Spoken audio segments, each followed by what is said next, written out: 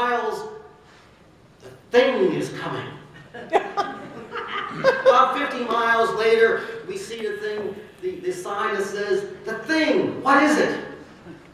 And then some miles later down, the thing, the mystery of the desert.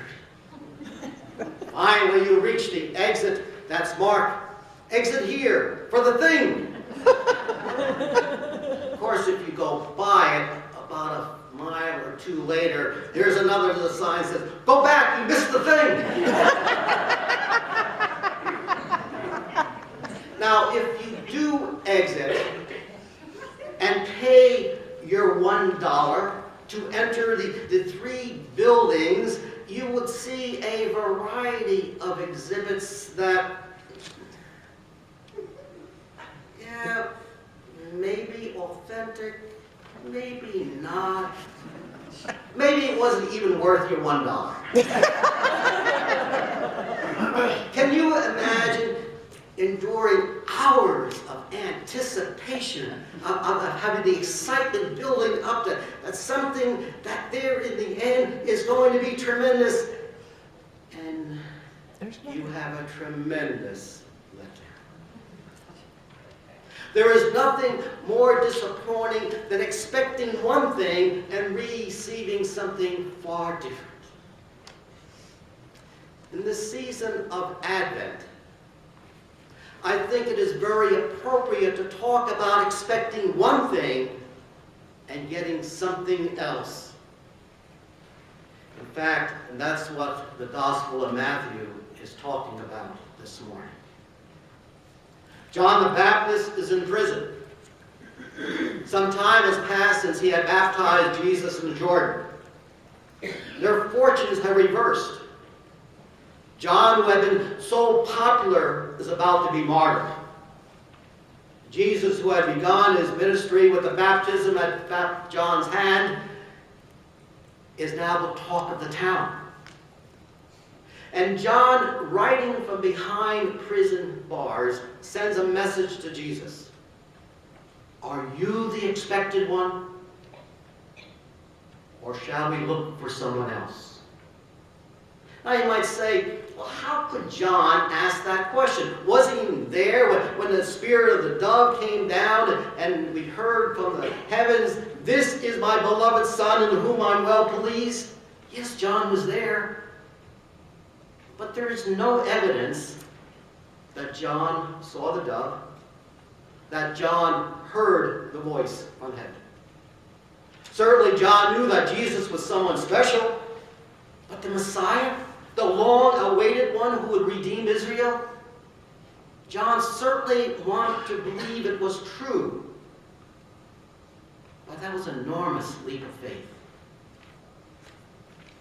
My wife was searching for a perfect birthday card for her husband. And she finally found a promised one which read, "Sweetheart, you're the answer to my prayers." And then she turned on the inside and it's inscribed like this: "You're not what I prayed for exactly, but apparently you're the answer."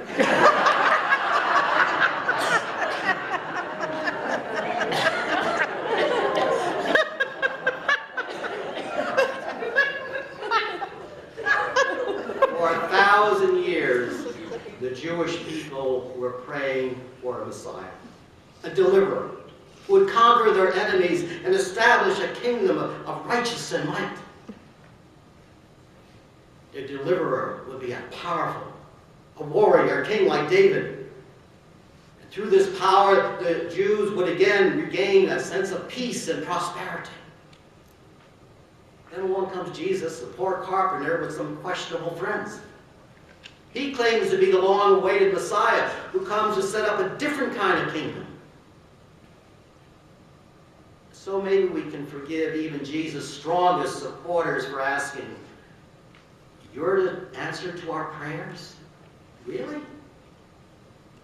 In this respect, the world hasn't changed much since the days of Jesus. We still respect appearances more than results. We still judge people on the basis of how they look rather than what's in their hearts.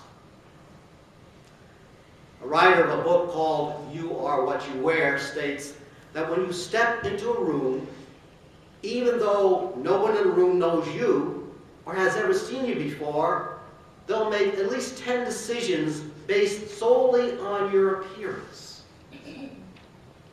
They'll check and think, what's your economic level? Your educational level? Your trustworthiness? Your social position? Your level of sophistication? Your economic heritage? Your social heritage? Your educational heritage? Your success and your moral character? The world hasn't changed much. No wonder your mother taught you that you always want to make a first good impression, for some people judge only on appearances. A certain woman who taught employee etiquette and proper dress codes in a fairly large Midwest corporation. One day she was stepping on the elevator and a man kind of casually dressed in jeans and a golf shirt got on. Thinking of her responsibilities, she scolded him. "Dressed a little casual today, aren't you?" And the gentleman replied, "Well, that's one benefit of her owning the company."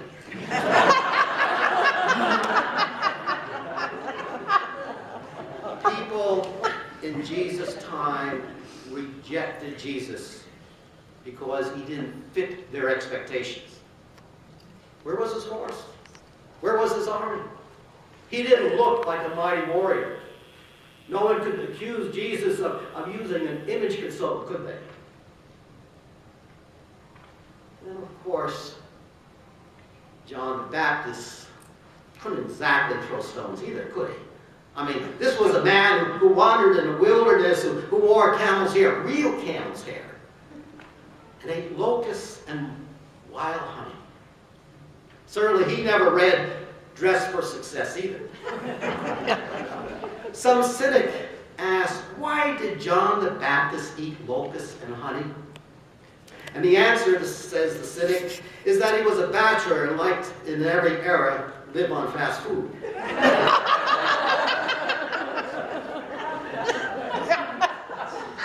When John the Baptist burst on the scene, he wasn't the people's ideal choice for a prophet, especially the modern incarnation of the prophet Elijah.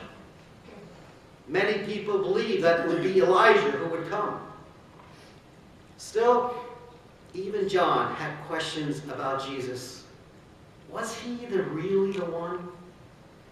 This was not an idle question for John, for John had risked his life to spread the message of repentance in anticipation of the coming of the Messiah.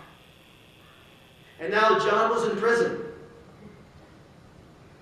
His passionate preaching had made the local rulers very uncomfortable. And if John didn't tone down, he was going to have an early grave, and he knew it. John's question to Jesus takes on a whole new meaning when we look at it from that light. Are you the expected one, he asks? Or shall we be looking for someone else? He might as well be saying, Jesus, are you really the Messiah? Can I stake my life on it? Because that's exactly what John was doing. And still the question is asked over 2,000 years later, Jesus, are you really the Messiah? Can I stake my life on it? John the Baptist probably knew that he would not stick around to hear the rest of the story. He would not live to see the Messiah triumph over Israel's enemies. He just needed to know that it was worth it all. He needed to know that Jesus was the Lord. It's interesting to note that Jesus never directly answers John's question, are you the expected one, or shall we look for someone else? He never gave a straight yes or no. Jesus could have pointed to hundreds of biblical prophecies, as we heard from the Old Testament today, and how they are being fulfilled. He could have performed some dazzling miracle that would instantly silence all of John's doubts. Instead, Jesus announced, Go and tell John the things that you hear and see. The blind see, the lame walk, the lepers are cleansed, and the deaf hear, and the dead are raised the dead are raised, and the poor have the gospel preached to them. Why did Jesus choose these particular things to prove his lordship? What does this tell about his priorities? These miracles all seem to involve restoration and compassion. And just as we are today living, the deaf, the blind, the lame were kept outside of the mainstream of society. In Jesus' day, they were forced to beg to support themselves. Some people viewed their disability as a punishment from God. Lepers were outcasts, unclean, cut off from social and religious acceptance. Jesus just didn't heal these people. He restored their place in society. And Jesus' restorative powers were never or greater displayed when he brought a dead person back from the dead to life. The answers demonstrate that Jesus' compassion for the least and the lowest. They remind us that Jesus came for the hurting, for the helpless, for the overlooked people in society. That's always a good thing to remember.